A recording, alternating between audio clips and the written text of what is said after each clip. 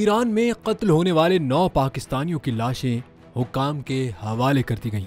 इंतजामिया ने बताया कि चागी के इलाके तफ्तान में पाक ईरान सरहद के राहदारी गेट पर ईरानी बॉर्डर सिक्योरिटी गार्ड से असिस्टेंट कमिश्नर तफ्तान वक्कार काकड़ ने पाकिस्तानी बाशिंदों की मैयतें वसूल की। इन पाकिस्तानी बाशिंदों को 4 रोज कबल 26 और 27 जनवरी के दरमियानी शब ईरान के सूबा सिस्तान में नामालूम अफराद ने फायरिंग करके कत्ल कर दिया था। ये पाकिस्तानी बाशिंदे गुज़िश्ता कई साल से ईरान में कार वर्कशॉप में काम कर रहे थे। पाकिस्तान ने ईरान में पाकिस्तानी शहरियों के कत्ल के वाक़े की मजम्मत करते हुए इसे हौलनाक और काबिल नफरत वाक़या करार किया।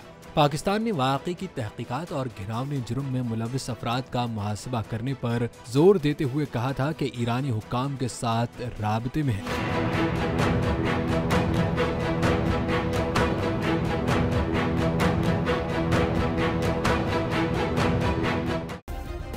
सब्सक्राइब करें और बेल दबाएं ताकि कोई खबर रह न जाए।